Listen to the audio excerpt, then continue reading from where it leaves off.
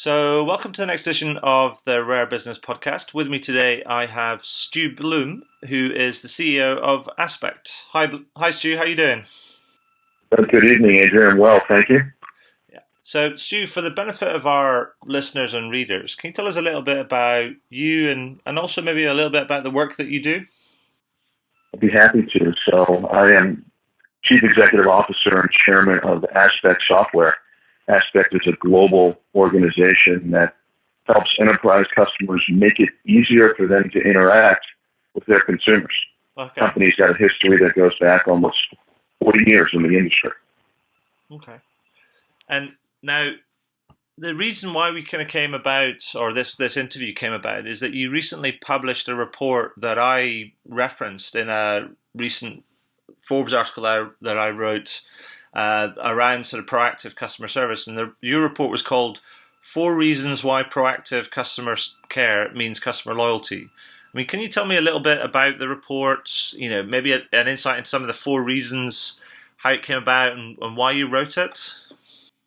Well, the white paper was put together because we see these pretty significant seismic shifts occurring in the industry today. Okay. And it's being driven by some changes not only in technology, but changes really in demographics out in the marketplace. The consumers that the enterprise customers we serve around the globe are changing. It's a business that's now engaging with its customers less so in real-time voice, more so in channels that are based on data, more so with a consumer constituency that is a mobile device first constituency that grew up digital, grew up mobile, grew up social, and have very different expectations for the way that they want to integrate with or interact with a service provider, and very different expectations of the way they demonstrate loyalty to the brands that they patronize. Okay. And in the report, you talked about the four reasons. Can you tell me a little bit more about those? Why you think kind of proactive and why those things drive sort of customer loyalty? Yeah, so, at the end of the day, there's an underlying economic driver for why proactive customer care is a good thing for a business to do. But it also translates back to the individual consumer experience. So one point is that customers tend to repay the service experience they get with better loyalty and more long-term value of exchange of value and economic value with that particular service provider. And fundamentally what that means is the consumer likes to know that the company they do business with knows them, interacts with them in a way that's very clear and convenient. Secondarily, retention costs tend to go down when you serve a client through a channel that they really find very easy to do. So you're not spending a lot of money constantly dealing with churn of the customer. It also makes it a little easier to win and acquire new business when you have a reputation for being fundamentally very easy to do business with. There's an efficiency, the third point there's an efficiency aspect of all this that says, you know what, if I can take certain types of interactions and segment my customer base so that I can put my lowest cost to serve channels to work in a way that's very appropriate for me and serve my higher cost channels, which would be the high touch real-time voice interaction of a contact center agent for other situations and other customer engagement, I'm going to have a better economic outcome as well. And then lastly, the people that run and work in these large distributed customer contact centers and agents simply have a better experience, and there's less attrition, less cost of training and retention associated with those agents if you have the right channels in place to interact with those consumers and you're making it easy for those agents to delight them. So, I mean, basically, what you're saying is that if you introduce this as a strategy, it's one, your customers are going to like it. Two, they're going to pay you back with increased sort of loyalty and lifetime sort of value. And three, it makes your people happier and you keep them for longer. Is that right? That's absolutely right. That was really the four key pillars of that piece that we put together. And again, Adrian, I'll underscore that it's driven by this larger macro set of what we call seismic shifts that are really occurring out in the marketplace, if not the world today. This explosion of these mobile devices that are changing the way consumers want to communicate and interact. In some cases, it's literally providing a framework for what I call creative destruction of business models. Yeah. So now new businesses and new entrants are coming into the marketplaces that are fueled by this ability to interact quite well through mobile devices, through social media channels that are challenging traditional business models. And this takeover of these millennials, people that were born after 1980, who have this very different set of expectations for how they're served by a brand. They're very loyal to the experience they just had. Yeah. They're very loyal to a product that they just purchased. They're not as loyal from a lifetime patronage of a brand perspective. It's very challenging. Yeah, absolutely.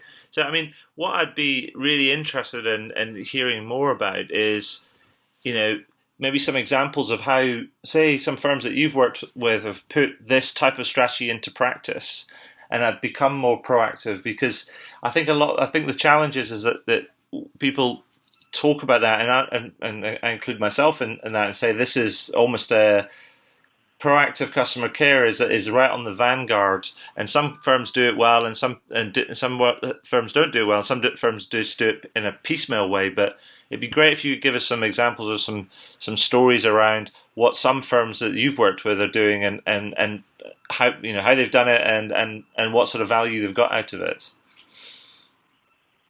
Sure, I'd love to. It's interesting. The first firms that we really saw adopting this in a very tactical way, frankly, were the firms that spent a lot of time interacting with consumers to deal with billing and collection initiatives. So it's very, very prevalent, I think, where there's loans to collect, credit cards, student loans, mortgages, etc. It's very, very prevalent in the utilities industry, so in hydro, electric, and gas, where, again, you have high volume billing, and if it just matters related to a late bill or a prepayment or a fee, those are great interactions that are candidates to put into a proactive outbound campaign, which sit very well from a digital standpoint, doing that through SMS, text, or email. But it also could be an outbound campaign. You're being proactive with high touch through a voice call from an agent. In the UK, I'll give you some examples.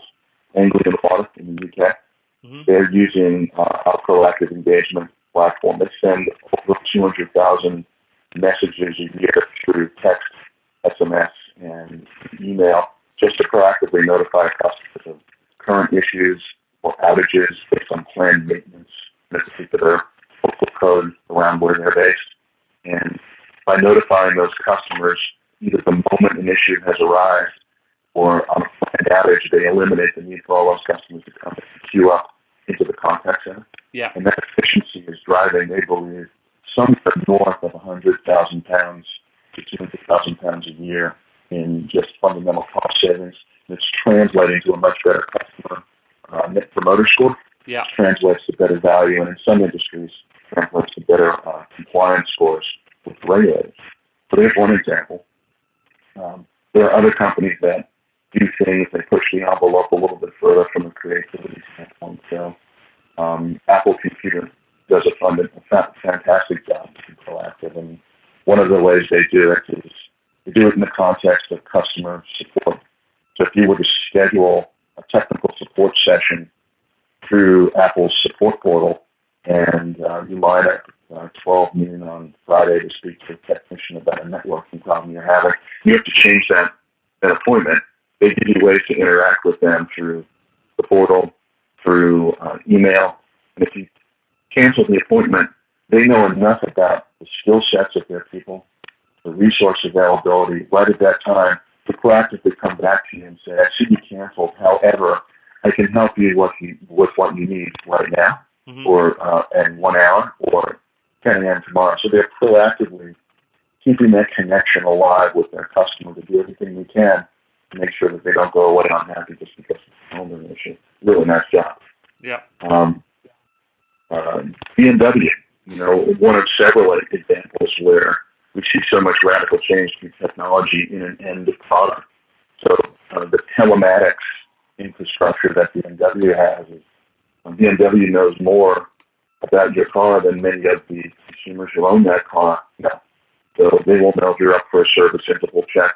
They will know if there's something going on with the pollution control subsystem. They notify the dealer, and they notify you. And very often you'll get a phone call just from your local dealer saying, hey, your car has an issue. When can I get you in here and take care of you? Sure. Great example of being proactive. Great example of supporting the brand expectation you have for a luxury vehicle through that high-touch kind of interaction. And Adrian, there's lots and lots of other examples, whether it's American Express, proactively letting you know that there was a transaction done where the card wasn't present. Are you aware of it? Or through the pharmacy retailers, where they'll proactively let you know if a prescription is going to be back ordered or if it's available for you to pick up or if you'd like it delivered. And I'm constantly surprised by how this has even moved downstream to small, medium business. So the doctor's office will proactively do an auto dial sometimes just to confirm an appointment, which is very convenient for the consumer to remind them as a patient that you do have that appointment and push to the doctor's office. It's all about utilization.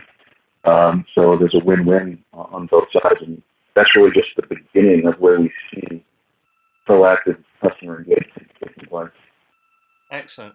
And this, if somebody's listening into that or reading the notes on this, I mean, those are some great examples, but they also they seem to sit across almost a continuum of different types of issues that they're addressing, and everything from the drive to reduce sort of volume in a call center by proactively notifying a customer of an outage or a problem with a network or something, to confirmation of appointments, which is all about utilization of existing sort of resources and things.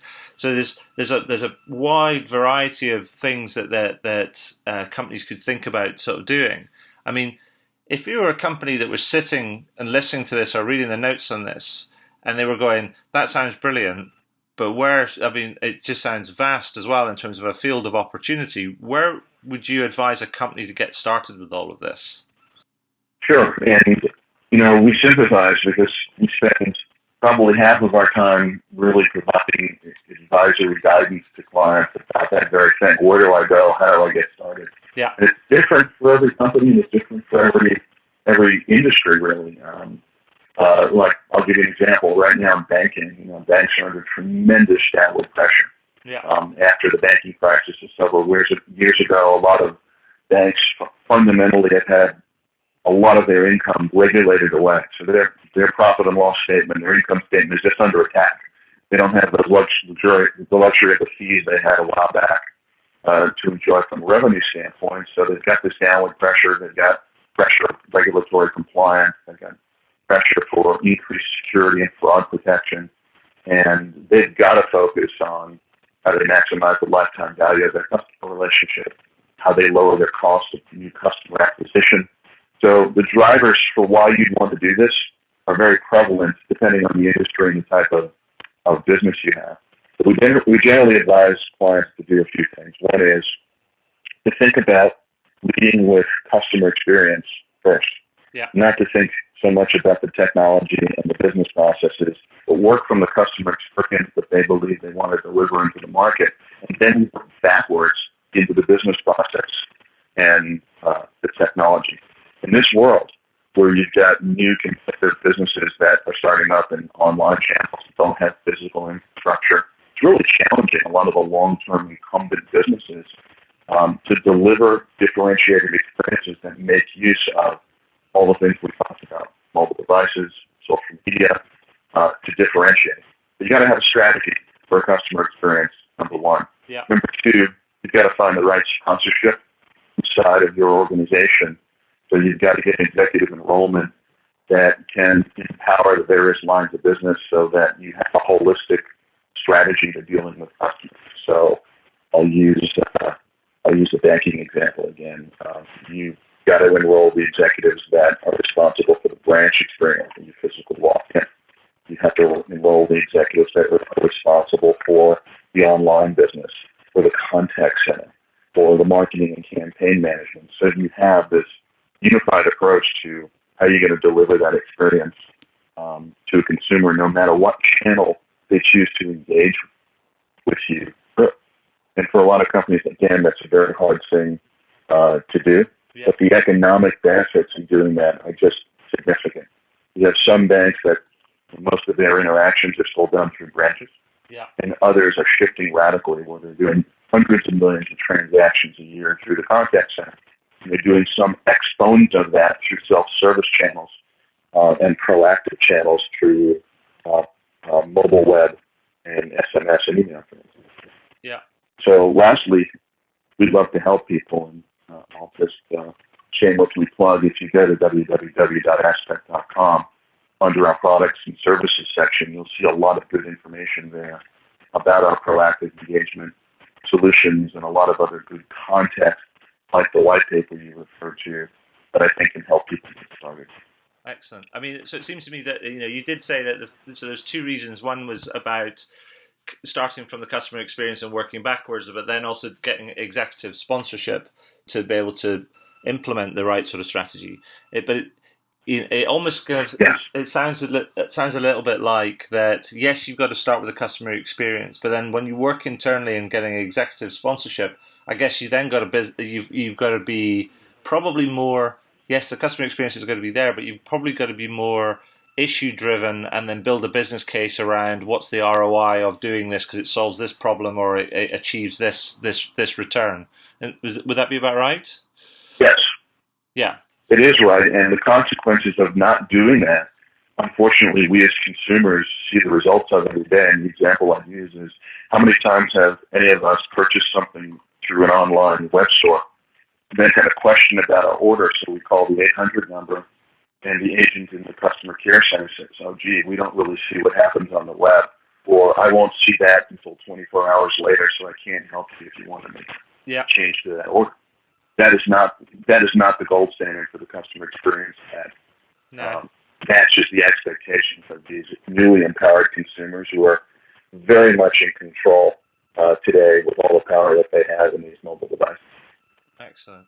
So, Stu, is there anything that you think that we've missed, or anything that you would add before about sort of proactive customer care, or anything that you would advise a company to do if they wanted to pursue this type of strategy with greater energy? I would just put a capper on it, Adrian, that says that these problems, if they seem hard, they are. Yeah. Because it's really rethinking all the different ways that you engage with consumers. Yeah. And not only is it radically shifting, from live voice to more self-service and data-driven interactions, but it's changing at a more rapid pace as well. And it's putting a lot of pressure on customers, on enterprises, to have their arms around information and data about the personalized preferences of the customer. Yeah. When do they like to be contacted? What channel do they prefer to work through? How do I demonstrate that I really know them when I interact with them? And it's going to get even harder and harder as the world evolves into this connected Internet of Things. Yeah. So that devices are now going to be smarter, and we're not just talking about consumer products that measure your heartbeat, or sensors that tell me how much I ran today and talk to my iPhone. We're talking about medical devices that monitor our health, smart transportation, smart cities, smart clothing, the massive amounts of data, the massive amount of ways that enterprises will have to really understand their customer, but also the pressure it's going to put on us to make sure we demonstrate we really understand where a problem is with a product or a service. The bar is going to go way up for businesses in a very, very short amount of time. Well, I guess it's like you talk about it being hard, but I guess that's always been the challenge in any kind of field, whether it's business or sport or whatever, is that to be the best is never easy, and it's always you've always got to be willing to sort of try harder, train harder, compete harder than anybody else in order to win, I guess. Yes. Yeah. I think you're spot on.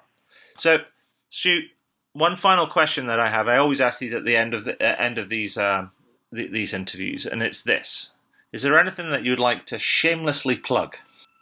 Well, I'd love to shamelessly plug that if some of the things that you and I discussed today resonate with your audience, we'd love to have a further conversation with you at Aspect. At the end of the day, we make our living obviously selling technology solutions, but we think we've got a view on this new world order of customer experience and customer engagement that's very, very different than anybody else out in the marketplace. Mm-hmm. And there's 2,200 hardworking people in this company every day that would love to do nothing more than sit down and be part of that strategy that we talked about, that our customers need to lay out for the next generation of opportunities to serve customers very, very differently. That's brilliant. Well, Stu, thank you for that. I mean, thank you for your insight and for sharing some of the examples that you gave. I mean, it really fleshes out kind of what we're talking about in terms of the possibility around proactive customer care. And what I'll do is I'll make sure this gets edited up and linked up and give you guys a big shout out and point people to aspect.com. But once again, just thank you for your time, and that's been great. I enjoyed it very much, thoroughly. So thank you very much as well, Adrian.